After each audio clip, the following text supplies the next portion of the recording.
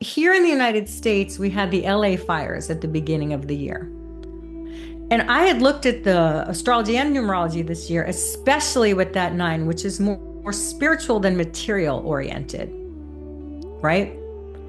And I looked at that nine and all of the changes, and I said, this is going to be a year of a lot of material losses as well, so that people have to learn how to rely on spiritual strength, which is what's happening. And because the economy's crazy, a lot of us have to adjust, our material. Like it's like a year where you cannot be attached to anything material.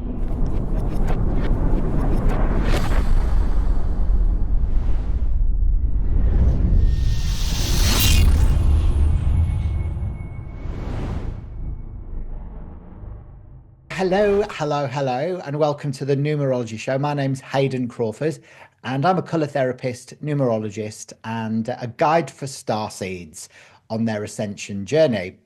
Today's episode is a real treat because I'm joined by the radiant and intuitive Kari Samuels for the second time round. Oh, so it's amazing to have you back on the show, Kari. I absolutely adore you and your energy. Oh, thank Now, you. you're a renowned numerologist and an amazing astrologer and a soul guide who blends cosmic wisdom with heartfelt guidance. So, Yeah. Carrie has helped millions of people all around the world understand themselves through the lens of soul contracts, life cycles, and celestial energies. We'll be diving into how numerology and astrology intersect, how you can prepare for your energies for 2025, and how your personal year number is your soul's GPS for the year ahead. So, whether you're a seasoned seeker or just a person who's numerology curious, settle in. This conversation is going to be full of golden insights. So, welcome, welcome, welcome again, Carrie. How are you today?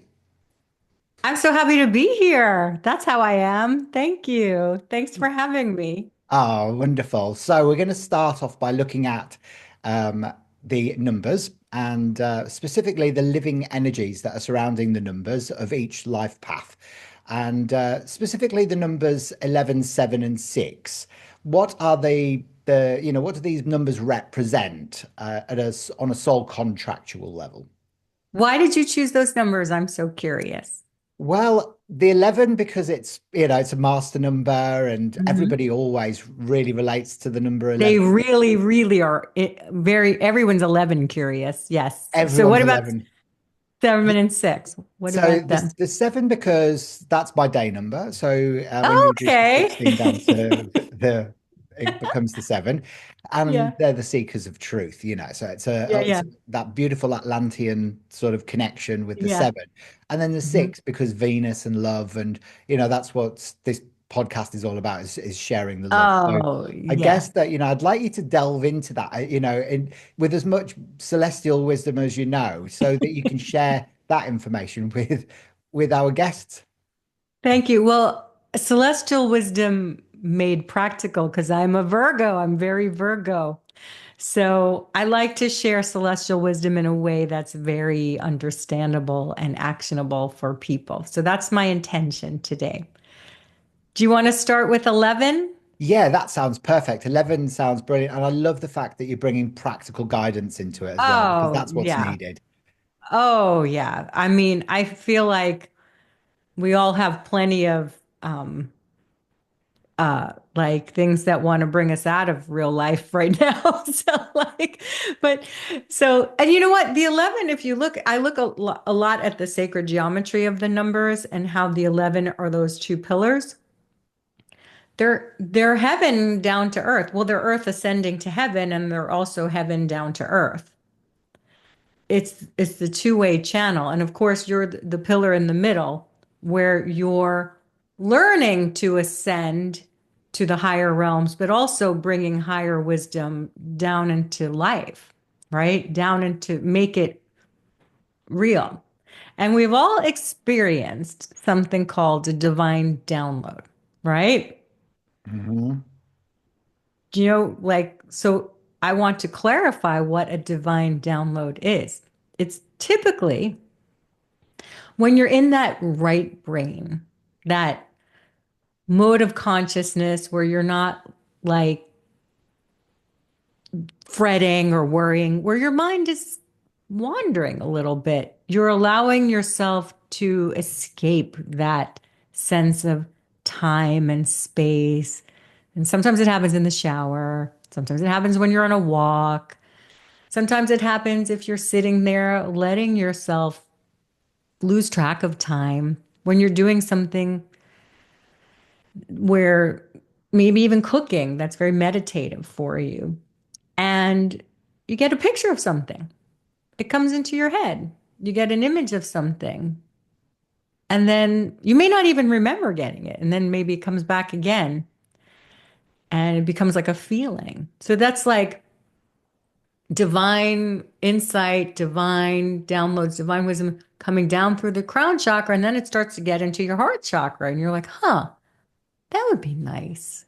I wonder if I could do that. That would feels like that would be fun. What a great way to live. What a great experience that would be. And so, and then maybe after a while, that inspiration motivates you to do something different, to change something different in a way that's never been done before, because the 11 is a double one, and one is the first number, right? Something that hasn't been done before, something new, something inspirational. Also, if you look at the words that are similar to the number one, they begin with the letter I, like intuition, insight, inspiration, innovation, invention.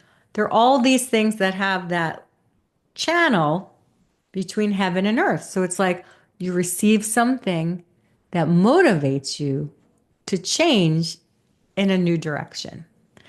And that is what the number 11 is about.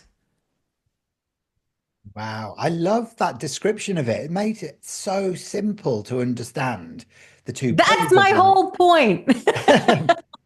Things don't have to be complicated, do they, Kari? No, I like to make things understandable. That's the Virgo's job. And of course, my name begins with K, which is the 11th letter of the alphabet. And that's been part of my life purpose is to inspire people to connect with the higher realms. That's beautiful. So, incidentally, what is your life path number? Are you an 11 yourself? Oh no, I have an 11 destiny, Ah, um, which makes sense. And and I'm a 9 life path. oh, same as me. Are you also? Yay. That, I but nearly it's chose the interesting. number nine, actually. I You nearly chose, you chose the did, number you nine. changed. Yeah. Yeah. Well, the thing about the 9, and I know you live in another country from which you're born, right? Yes. And we started out before the recording talking about like moving internationally, but nines tend to like to experience other countries because 9 contains all the other numbers. And nines like to invite everyone in. That's why they're the humanitarian, because it contains all the numbers. And also, I think as an old soul, which the nines tend to have that vibe about them, right? Um, you want to learn about other people, other cultures, and in a very inclusive kind of way.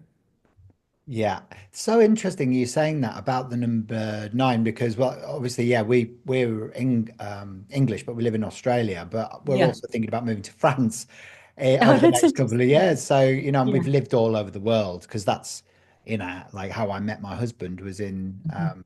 the travel industry, so we lived Oh, and worked all cool. over the place. So, absolutely, I love all of that interaction with Yeah. different cultures. Yeah. Yeah. Do you Because move nines around a like lot to as well? I did. I did. Now I'm in a very like I don't want to move anymore type of place in my life, but I am still but I like to live places like I grew up in New York, and so I always had a very multicultural life. In New York, a lot of my friends' parents were immigrants, and I studied anthropology as well as theater in college. Like I've always been very interested in other cultures. And so I know Portland, Oregon, where I live now, is not considered multicultural, but like it is in many ways.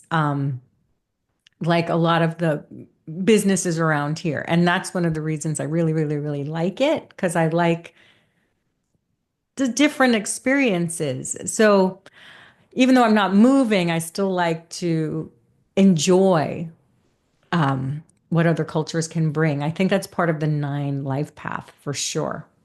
It is. It's the humanitarian, Yeah. the healer, the counselor, the nurse, the Yeah. social worker, Yeah. all formulates that sort of energy of the nine. And it's interesting, isn't it? Being a nine in a nine universal year, because that Yeah. intensifies that Mars fire energy. So you're finding that you're getting a bit discombobulated every now and again, Kari. Well, I think 2025 is a discombobulating year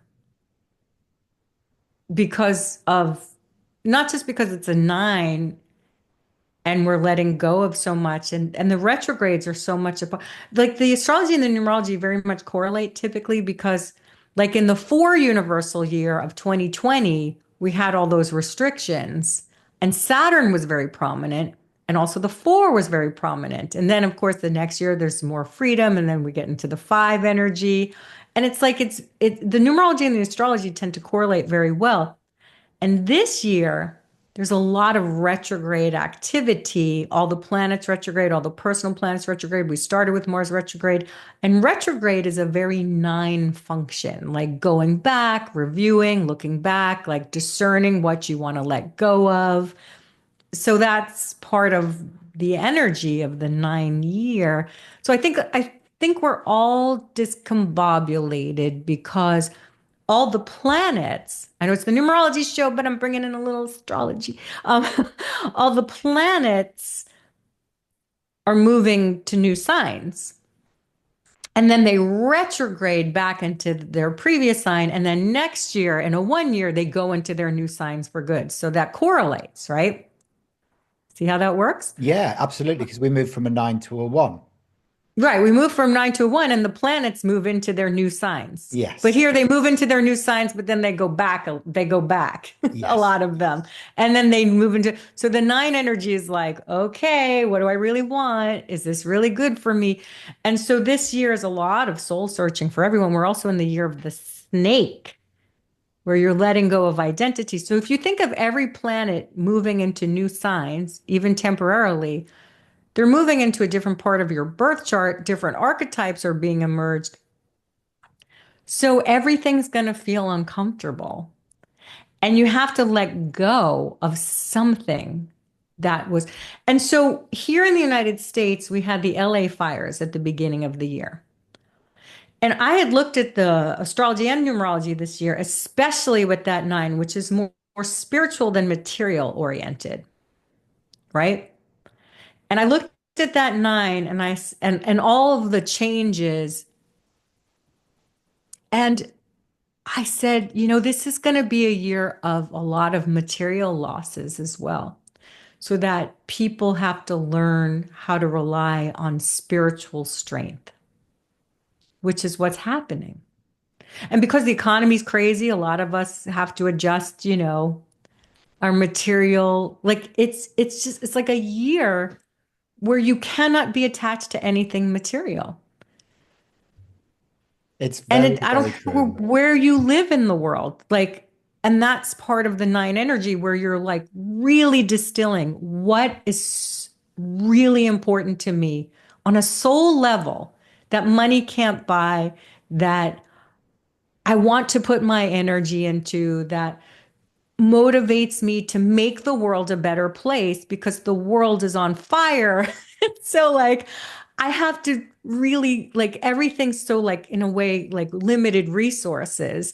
And so you really have to focus like what is it that I want to bring with me into the world? And that's a lot of this nine energy emerging. I know you didn't mention nine, you said 11, 7, and 6, but you got to talk about the nine. We've got to talk about the nine, I think, because in the color mirror system, Oh. it's this is bottle number 9, and it's called Oh, Mars, and it's red over yeah, orange. So it's that fire energy, and the yeah, fire yeah, burns away, the element of fire burns away the old, and yeah, leaves space for the new to emerge. So yeah, I think it's, an important catharsis that we're all going yeah. on. And, even the fact that, I think it was only just yesterday that we had this massive blackout in Portugal and Spain where Oh, they're that's looking at. right. Barely So even made again, it to the news here because the news is so crazy. Like there, you can't like. I heard about that. My husband told me. Yeah, yeah, it's huge, So there's all of this stuff where we have to we're gonna have to start letting go of a lot of the old ways of being. And of course, electricity, is yeah. very connected to the fire element as well, isn't it? Well, it's more connected in astrology. It's Uranus, but however, anyone who ever experienced lightning understands that there's fire involved as well. Regardless, there's a quickening, A quickening. Mm. a quickening. So what Yeah, about what and about that burning away. the burning away of the old? Yeah, the old ways of doing things, and then making way for the new. So you can't really then talk about the 9 without talking about the number 1, because everyone wants to kind of know what's coming next, don't they? As we next year we move into a universal year 1. Yeah. What's that going to look like in your opinion? Through your studies and the astrology as And well. putting my finger to the wind Hmm. as well. All right. I feel like, you know, and you've probably seen this in one cycles, like if you're in a personal year one, it's it's exciting. It could be exciting, and it can also be scary and uncomfortable because who even if you move around, like change is super, if you're like an adventurer and you like to move, change is hard. And when the universe forces your hand for change, that's hard. So you think about it like this, the houses in the astrology chart are the like aspects of your life. Like they're like, you know, rooms in your house of your psyche. Planets changing signs will always move to different houses in your birth chart, like where they connect with your birth chart. So it means everything, it's like you leave your room and you come back and someone's totally rearranged your home. That's what next year is going to feel like. You may like the furniture, but you're like, what? Like, what just happened? Wow. If you didn't expect like a home HGTV crew to come in and rearrange your home, you would be like, what just happened? So it can be exciting, but it can also be like extremely disorienting. And I think we're all sort of disoriented now a little bit. Yeah, I would say we're very disorientated, but how's that going to look on a practical level? So you're sort of saying that, it's like your furniture being rearranged, like somebody's come into your house and completely redecorated and painted things pink or whatever. Yeah, And then, that but sounds lovely, actually. yeah, I think I might do that. But No, no. what would it actually appear like? Is this actual structures and frameworks, or is it on the macrocosm or the microcosm that we'll be seeing these big shifts? Well, one is a number of leadership as well, isn't it? And so I feel like new leaders will emerge. Thank goodness. And and new types of leaders, young leaders, motivating leaders, diverse leaders, and like how can you be a leader in your field, right? Like even if you're a stay-at-home parent, how can you do that in a way that's innovative and inspirational? Because remember that one is about those divine downloads. So it's really important during this 9 year, the 9 in the tarot, the hermit looking inward to shine their light. So you have to look inward to say, geez, what is my calling? Like, what is truly motivating me now? This is your time now to get in touch because there is a much greater quickening when the one happens. Like one is a fast energy. You look at the sacred geometry of it, it's like, whew, right? It's like an unobstructed energy. But the nine, it like curves, it goes in. There's like a sense of slowing down to look in. So you really need to take that time right now to understand how you can emerge as a leader and have the courage. The one thing the nine always teaches you, and I know you know this because you live it as a nine life path, to have the courage to be yourself. That's why a lot of nine life paths, when they choose their family of birth, choose to maybe, or their environment or their social structure, choose to be misunderstood because you have to find the courage to be yourself within yourself. And we're all finding that now. Hmm. So that's a good thing ultimately, isn't it, for everybody? Because we're almost Yeah. forced into it, where we might have been avoiding it or Yeah. pretending everything's fine. Now it's Yeah. like time where shit gets Yeah, real. you have to. The universe will always force your hand if you're avoiding something. Mm. Yes, it I mean, you will. know that, right? Oh, 100%. Like we've all lived it. Yeah. Yeah, We've that's the all lived it. story of my life, actually, Yeah. which Yeah, is exactly. interesting. So what about the number seven then? If we explore the number seven in a bit more detail, like what does it mean to you, and what's the metaphysical meaning of the number seven, and how does that apply to soul contracts if people have a dominant seven within their numerology? The seven, as you've said, is very spiritual and very soul searching. But that doesn't mean that, again, like everyone who's a nine life path is not an old soul, and everyone who's a seven is not spiritual. However, the way the number seven works energetically is very sensitive. It's kind of shaped like a dowsing rod, like picking up information outside of it. So the sevens, the reason, I always look for the reason, like why do they say sevens need a lot of alone time? Because the sevens are like picking up on information and they happen to be very good at always like digging toward the truth. They're the ones that are going to go, but why? But why? But why? But why did you do that? But what, what made this happen? And like, so always like peeling away the layers of the onion till you get to like, right? So they're always going to be, even if they don't say anything and asking that verbally, they're picking up on that energetically. Like, what's going on underneath the surface? It sort of reminds me of Scorpio a little bit, like that sense of like deep, deep in, right? And so the sevens need to process this intuitive information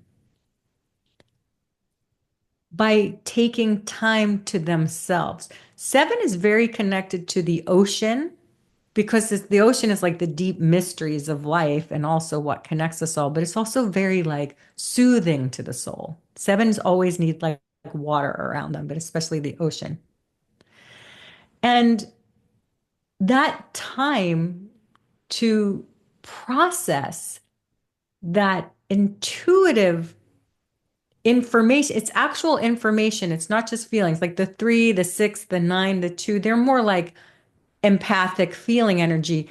The sevens like pick up on a lot of information, which is why they make good researchers, occultists, right? Like mystics, scientists, because there's that sense of like, okay, I have all this information, but now I need to be with myself to discern it. I always would recommend a seven have a journal to like write because it's actual information. It's not just feelings. They can be very clear cognizant, like picking up information like, how did I know that? I don't even know how I know that. Right. And so they need a lot of alone time. And one of the life lessons of the seven is around learning how to trust in the process of life, learning how to trust their own intuition. So a lot of sevens will get into situations where they find themselves thinking they're betrayed because they didn't listen to their intuition. So that's one of those situations where life is going to keep showing you that you really need to listen to your intuition. And until then, you will find yourself in situations where the life seems to pull the rug out from under you because you didn't listen. And that's just a learning experience. Yeah, I love that. And I find that specifically with the 25/7 people that there is that Yeah. sort of fear of betrayal that comes up for them. If their day number is they're born on the 25th or whatever. And Yeah. actually, the seven being connected to the water element as well. And these sevens loving, that Oh, beautiful, look at yeah, that. that Look how seven, it's that is Neptune. right. That's beautiful. Neptune. Seven is very Neptunian, exactly. Yeah. It's the water. So it's a heartfelt communication as That's well. beautiful. Brings in all of that beautiful Atlantean past life stuff as well. So, Yeah. do you find that a lot of sevens, ruling sevens or life path sevens, have an intimate connection with Atlantis? They feel the energy of Atlantis, or they've maybe birthed some old gifts that start Do you know, resurfacing. I'm not as Atlantis oriented as you are. Oh.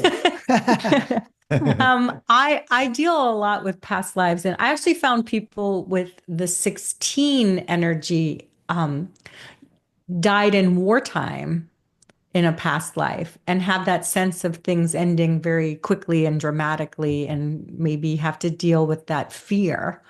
So you and I are attuned to different things. I am very celestial and most likely from definitely not this planet, but because I have 5 planets in Virgo, I'm super connected to like the earth, but my stuff is in the house of past lives, so I've always been very past life oriented and life between life oriented. So that's been my focus. So I found that a lot of the now, of course, there's the people who cheat on you and la la la, and the marriages and that kind of stuff we see with seven all the time. But I deal a lot with the karmic numbers, and like in traditional numerology, they're like, oh, the 16, you cheated on other people and that's why you experienced it. But actually, I've found that most people who come to me, but especially with the 16, have had past lives with very like a lot of wartime tragedy and trauma that needs to be healed in this life around loss. Absolutely. Well, I'm a 16, born on the 16th of October. Yeah. Oh, So, and okay. my And a Scorpio. my very I'm first sorry, and a Libra, excuse me. and a Libran, yeah. So Yeah. my very first regression that I went through, um, actually there was two lives that came up. The first one was where I was in Atlantis, but I was one of Poseidon's firstborn set of twins. So I was Eurymulus. The Atlas was his brother, and I Ah, was drowned. But I was doing some really bad stuff during the war times, yeah, actually. right. But Interesting. the second one was a Roman soldier, and I was Yeah. killed in a war.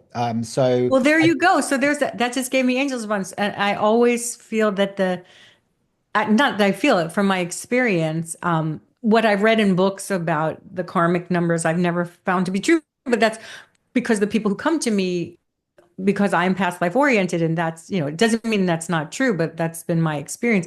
There's always like this wartime wound, typically. And we've had a lot of absolutely. wars in our past lives. Yeah. And the 16, because it is about, then that fear that you're going to lose Mhm. everything all of a sudden or Exactly. be betrayed. So Yeah. that has been my constant theme until I've worked through it.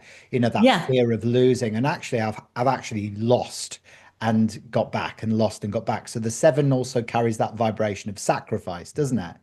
Yeah.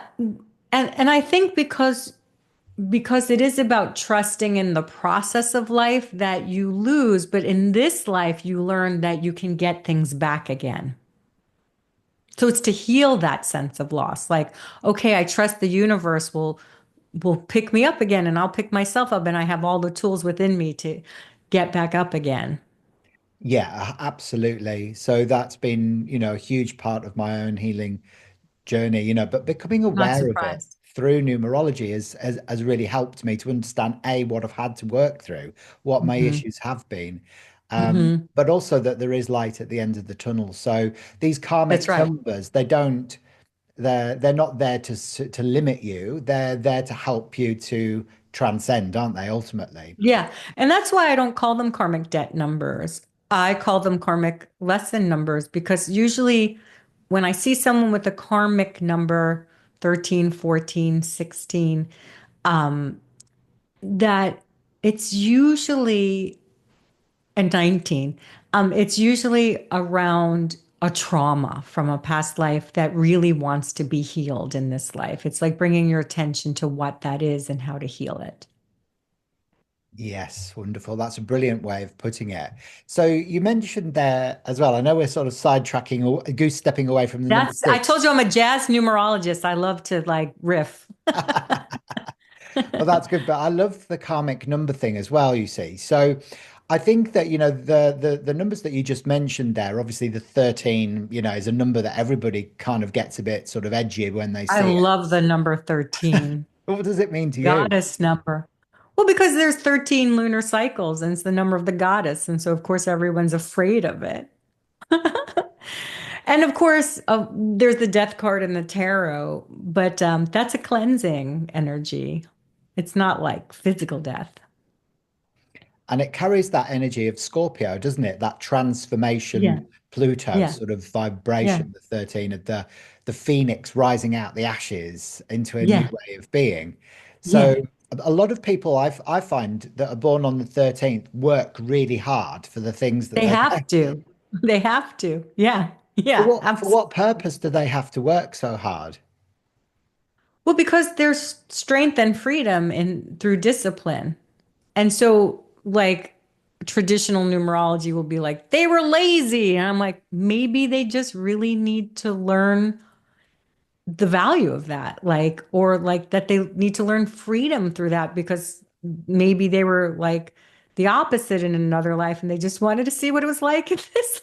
It's not necessarily like punishment, right? It's just like you have to, like, there's strength in that discipline. So a lot of 13s go into bodybuilding or chiropractic or real estate or things with like physical structures, right? Because like it's about building strength through solid foundations. And so, like, maybe they come in with that discipline or need to learn it for whatever reason. But again, I don't think it's a punishment.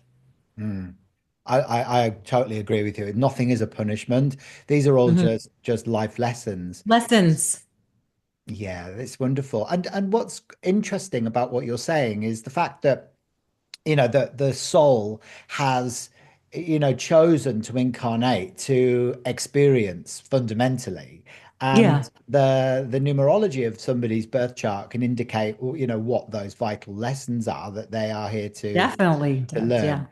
And if they're karmic, don't see it as being something like, you've sinned so you have to repent. It's more No, an no, I hate evolution. that way of life. And people are like, don't use the word hate. I'm going to use the word hate. I hate that.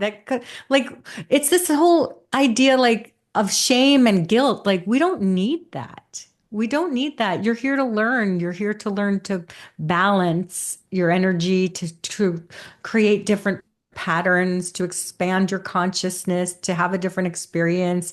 Nobody's here to because you're terrible or whatever. Like maybe you experienced something really hard because you're an old soul and you have the strength to do it and you wanted to take on a challenge, this PhD in life this time around.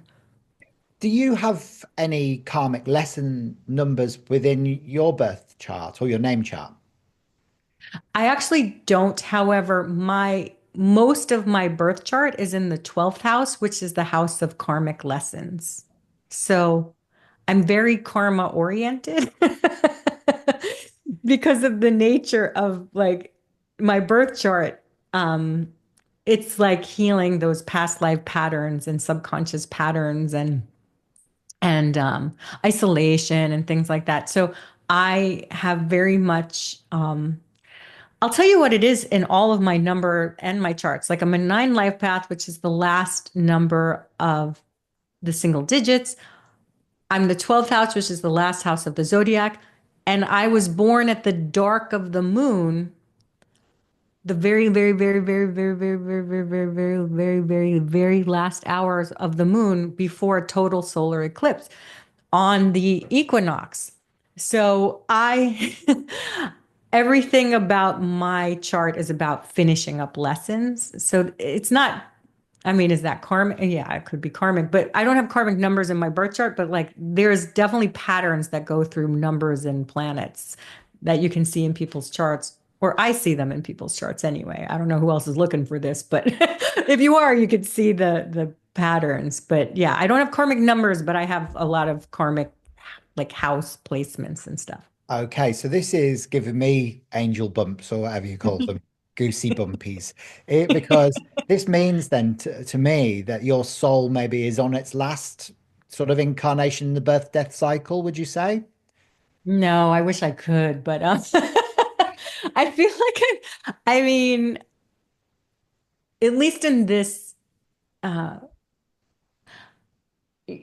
I feel like it's funny too, because even like the degrees of my signs, a lot of them are like in the 28th, 29th. I I feel like I may be finishing up a karmic cycle. Um, I'm not sure what that cycle is. I'll let you know on the other side when I figure it out. But I feel like even though I'm always like, I don't understand this planet, I'm not sure, like, but I'm also like, I can see myself coming back at the same time, even though, but I'm definitely finishing up a cycle. My purpose here is to teach about being yourself and individuality. And so I feel like because everything on the outside in these charts is all about like not having a lot of light from outside, at least has taught me about finding light within and shining that and allowing yourself your unique expression. I will say that I know for sure. Okay, yeah, because it was interesting because I think that that nine energy, just going back to that Yeah. quickly, does carry for a lot of numerologists, they say that there is that potential there of Yeah. transcending the birth death cycle, and that got me really excited, of course, I because mean, it I'm would get like, me excited too, but I'm not sure. I'm not sure I can give myself that much credit at this point that I'd be ready for that. I have a lot of learning to do myself, I'm sure. oh, same here, same here. So I Oh, I couldn't. will tell you one thing though.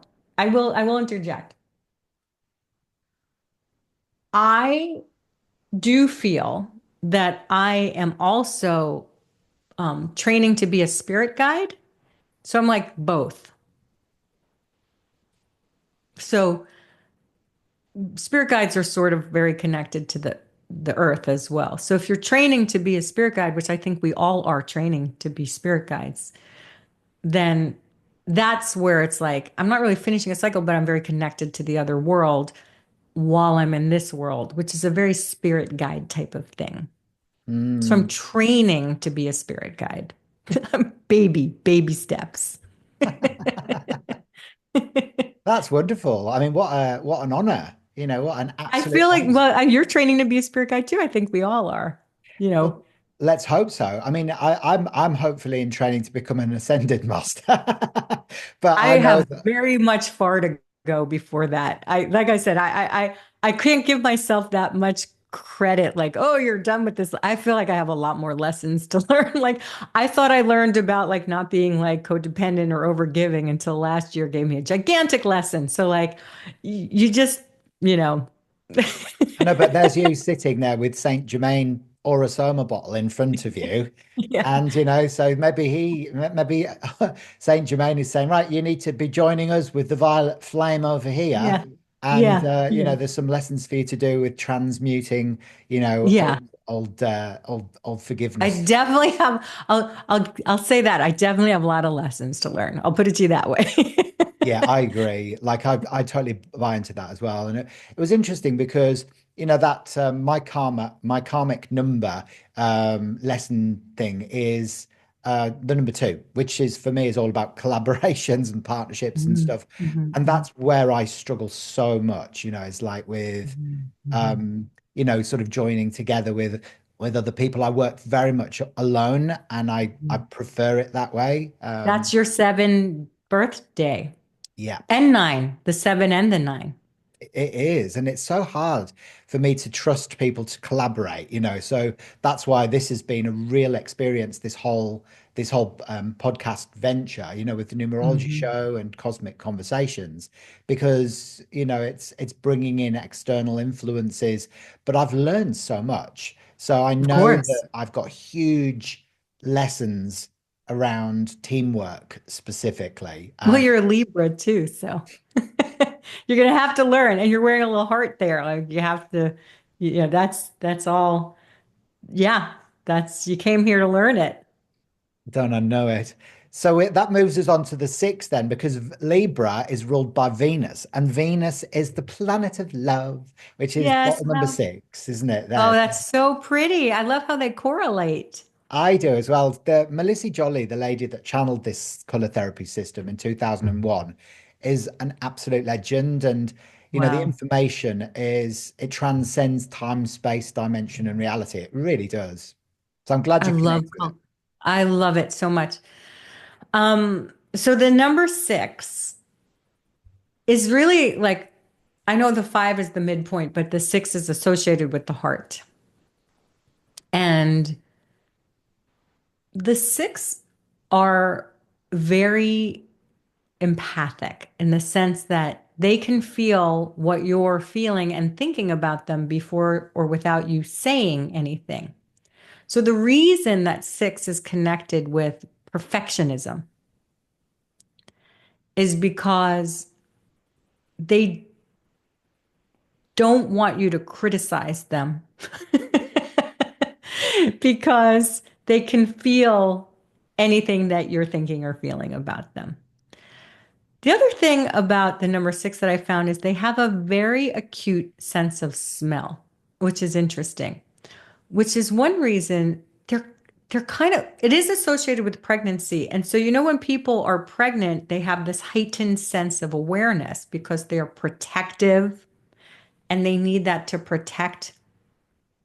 So it's kind of like the six is like everyone's pregnant when they have the number six energy, like that very heightened sense of protection, emotionality, expression, creativity. And of course, they want to beautify and harmonize everything. So I found like people with a lot of six are great, like at interior design, but also singing and music, because it's all about harmony and love and beauty. 100%. Yeah, they're such nurturing people, aren't they? Yeah, And yeah. often, they can often get drawn into because they've got that such maternal energy. They go into, sort of healing or A lot of nursing as healers, this well. is why they have that sense of smell because they can smell when something's wrong. But also, they need to be cautious of like being martyrs and like overprotecting or like when you don't really want to be protected, like or giving when nobody asked for it. So it's like or sacrificing when it's at their own expense. And so I feel like that's what sixes need to be very careful about. I love the fact that you're talking about the shadow pattern of the Mhm. numbers here because the victim archetype connects, as you said, the martyr, the victim connects with the shadow pattern of the pink vibration in color therapy. Yeah, So it's where it's you too try and much. rescue people and then people Yeah, take and when they don't want advantage. rescuing. That's right.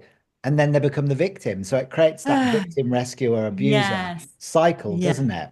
Yes, it is. And so it sounds like everything, nothing on this planet is all butterfly and roses because you really need to be very harmonized with all of it. Mm. You really do. So what are the shadow patterns then of we've explored what the shadow is of the six. What's the shadow of the 11? Well, the shadow of the 11, there's a few things that they're meant to bring light onto the planet. Like the word psychic, Jesus, and light all reduced to number 11 in numerology. And the shadow element of it is being afraid of your own light, that you dim it so much that you're afraid of your own power, that you project your power onto everybody else, or that you're too dominating, my way or the highway, right? Or you can get so overloaded with inspiration and never act on it that it really causes you some problems if you never act on your inspiration because you don't believe in yourself. It is a master number, so you really have to, there's bigger lessons associated with it. You really have to learn to stand out and be okay with it and lead in a humble way. And so, gosh, how many lessons can come with that? So many, so many. So many. It's such a diverse number, the 11. So that's duality, the 11. Oh my goodness, look at that. Yes. And so if you look at the number 11 too, it can be like two people standing in their power, or it could be like, I'm standing here, you're standing there, and I'm not going to yield a minute, right? And so it can be a lot of like just polarities. Exactly. The good and the bad, the black and the white, the right Yeah. and the And wrong. seeing everything black and white. Yep, 100% hiding your light, hiding Yeah. that beautiful light. And that's why so many 11s, never actually stand up and become guides for humanity. They, You're afraid of standing out. afraid of standing out. Yeah. It's an interesting exploration into the darker element of the numbers as well, because it's not always about your positive attributes, is it? It's also, what Yeah. sits beneath the surface. So, if we look at the seven as being the philosopher or the seeker of truth, what is the shadow of the seven?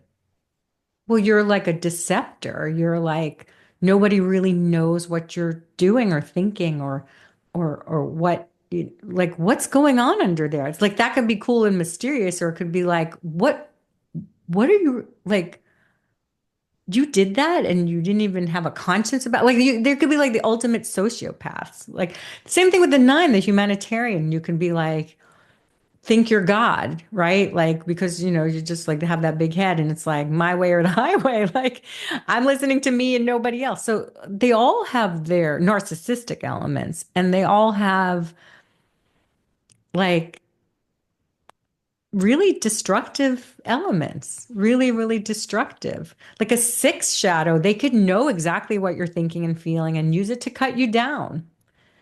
They can use all with everything.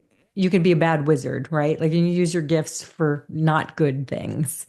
You want to always be acknowledging your gifts, expressing your gifts, and using them for good. I love that. And absolutely right. This the seven shadow is the secrets. The six shadow is, connected to the opposite of love, and creativity, Yeah, which is very yeah, much destruction, self-sabotage, yeah. addictions can all Yeah. come Well, up if you in that. look at the lovers in the tarot, that's the number six, and you have the two lovers with the archangel Gabriel, and then the shadow of it, 15, which is also a six, is the devil card, and it shows the lovers chained to the devil. So it's like it's the same lovers, just in a very different setting.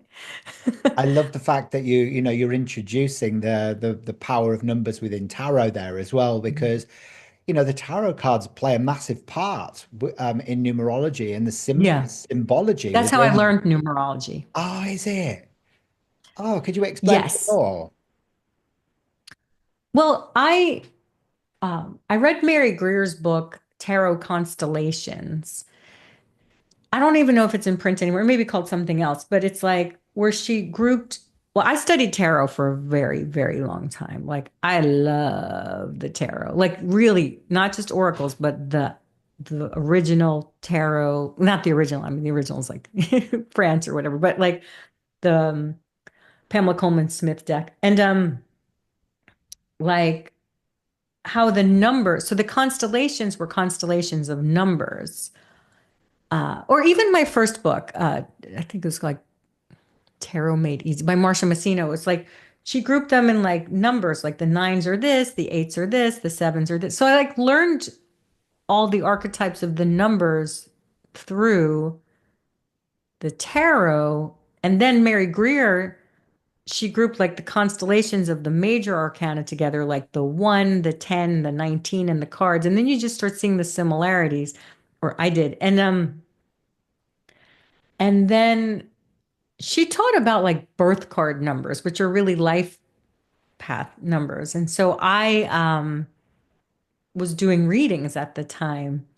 And so I would start off each session talking about numerology. And the way my spirit guides orchestrated it, like I would get like a bunch of six life paths come to me at once, like one after the other. So I really like learned the six life path. And then like I get like more. And so I learned that way. So I eventually stopped using tarot, but always kept using numerology.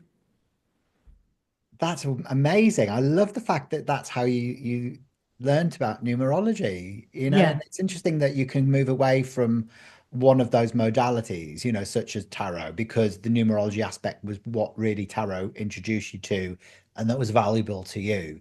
It's quite similar, with me as well. I used to use tarot. I don't use it anymore, but it wasn't that I learned numerology through tarot, but I just found it served its purpose. Well, eventually it slows you down because if you want to direct dial, but the thing is, you see numbers everywhere in the universe. Numbers are everywhere, but tarot cards aren't everywhere. So, like, well, they are in certain bookstores, but like numbers are everywhere in our life. So, like, they're always speaking to me. So, like, tarot cards aren't like, I don't walk outside and see like a tarot card on a billboard. I would love to. I'd wait for that day to happen, but yeah, That would be great, wouldn't it? To see yeah, it a would be great big sun fantastic. card every time you go to the I would supermarket. love it. Yeah, exactly. Yeah. Love it.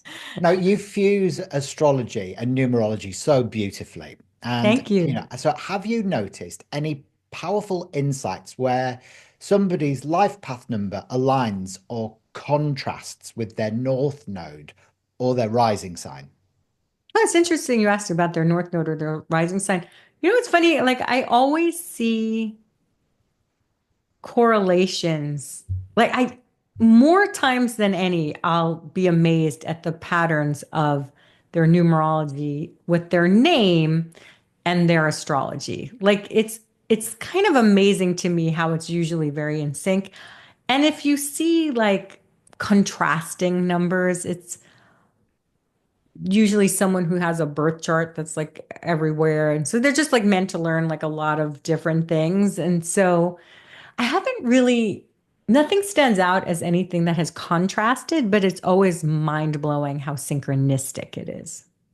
That's synchronicity, and Yeah. how so you're layering the information through Yeah. numerous different aspects of somebody's Yeah. birth. I'm always looking for patterns. It's like, what's the pattern here?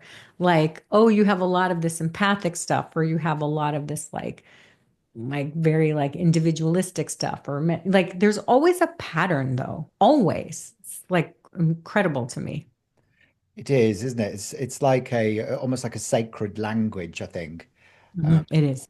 So you also talk a lot about personal years, Yeah. but the pinnacles and challenges in numerology often get overlooked. So how can understanding those long-term cycles give us more clarity on our soul's journey?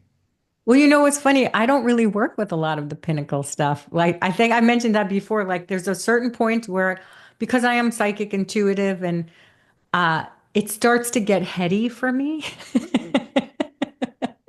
And so I start to lose the intuitive aspects once I get like deeper in a chart because I already have so much information with the name and the birth date and their main numbers that I don't work. But in terms of personal year, I've tracked that with myself and other people, just like universal years. It's like, wow, this is accurate. So within the cycle of the universal year, like we're all in this nine universal year, we have a personal year, which is like, okay, how does that, what's your focus within that, right?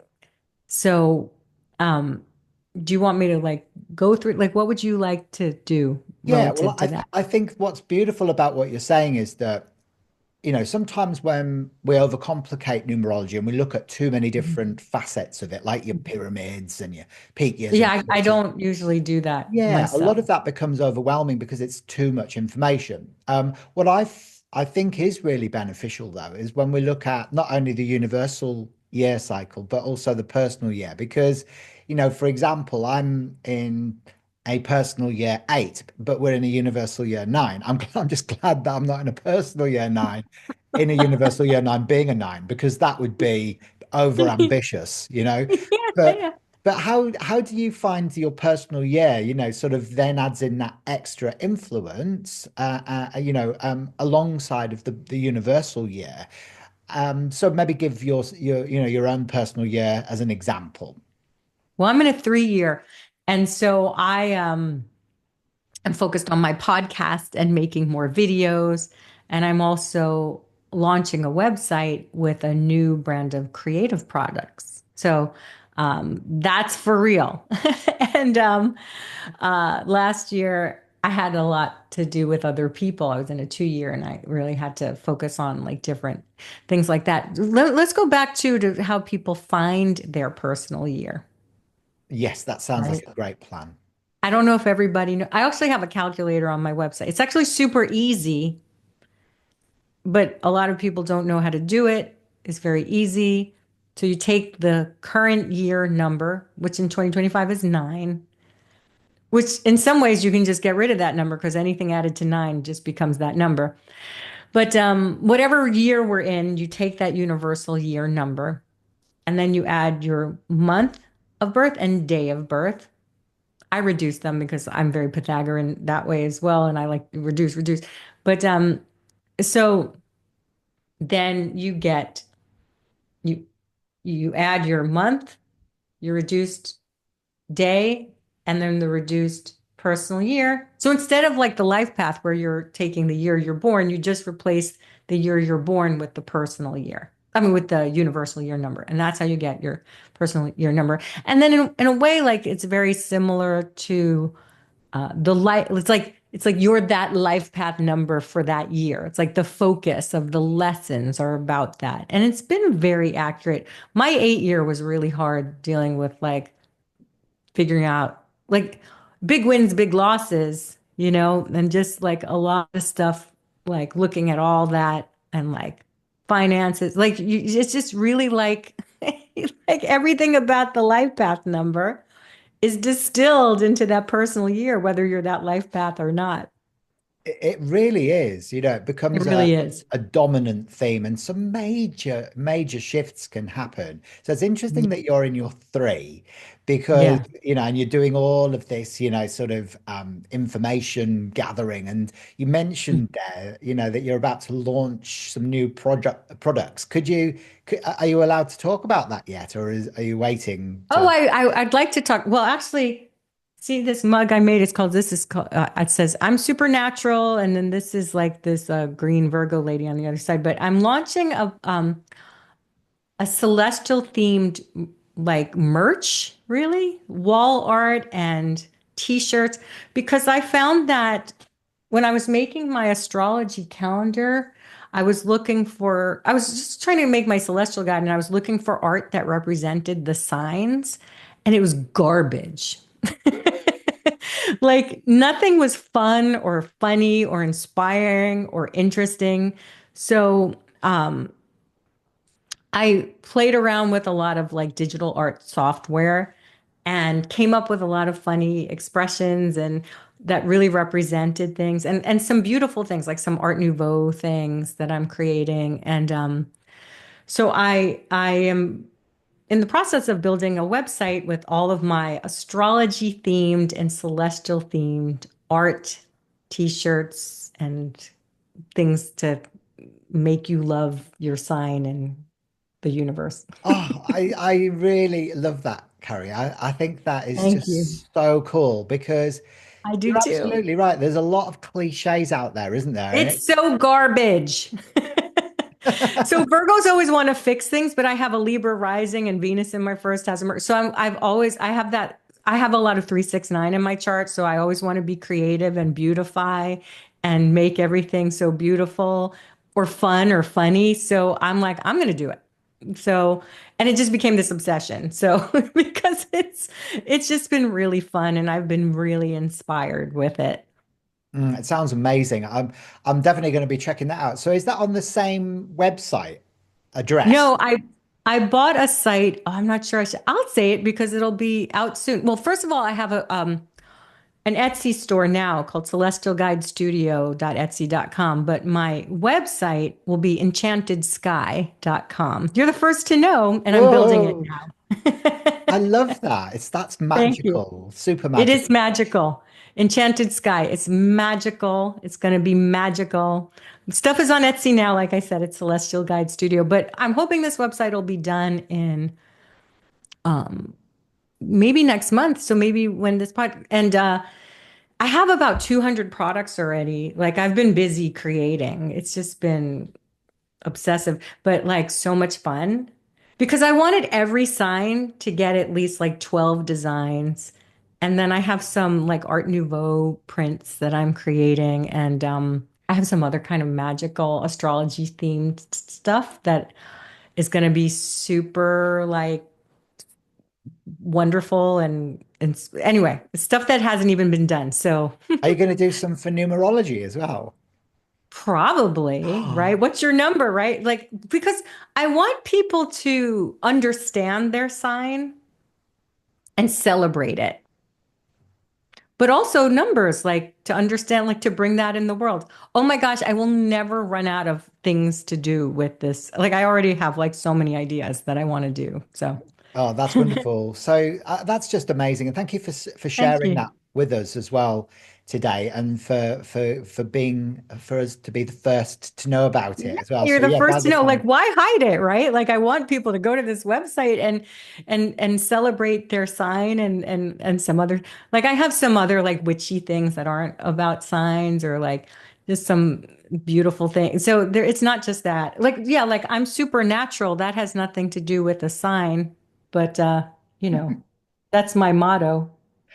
okay. So is there one last thing that you want to say about the subject of numerology that you feel is going to be beneficial and important to anybody who's watching this today?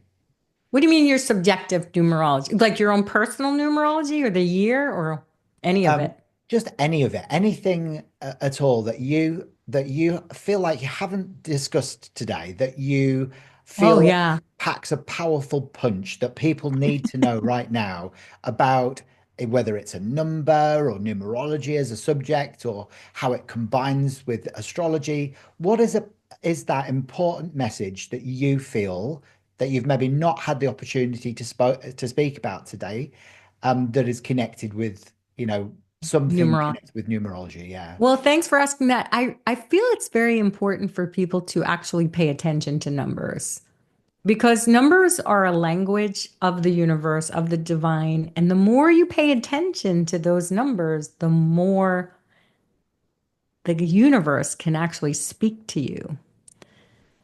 So why not pay attention, learn about the nine numbers, the nine single digit numbers and 11, 22, what they mean, learn about them, and then pay attention to where you see patterns because there's going to be patterns if you're looking for them. And that's a message for you. That's beautiful. Absolutely. Just start paying attention, Just to what's simple as going on that. around It's you. the simple message, but one That's that needs to be reiterated, perhaps. I think so too. I think so too. Keep it simple, stupid. The whole KISS principle. Nom, nom, nom. There's magic to it. There is magic to it. Well, Carrie, once again, thank you so much for sharing your light Oh, it's and been your a wisdom with pleasure. us today. Your blend of numerology and astrology is so grounded and yet Thank truly you. magical. If you're Thank you so listening and you much. want more of Carrie's guidance, then you can find her at karisamuels.com. So I'll put all of Carrie's links in the description below this video so that you can check out everything that she does. And there she shares amazing monthly forecasts as well, where that's where I found her in the first place on Okay. numerologist.com, and we both used to Yeah. create content. And her Yeah, we did. forecasts are amazeballs. You Thanks. also offer courses as well, where you can teach people all sorts of different celestial subjects and soul nourishing content as well. So if you enjoyed this episode, don't forget to subscribe to the Numerology Show, leave us a review and a comment, and share it with your soul family as well. It will really help this channel to grow and evolve, and for the podcast to become a household name, which is what we want. So until next time, keep aligning with your numbers, and remember, you chose your path for a reason. Yes, you did. She did. Bye for now. Bye for now.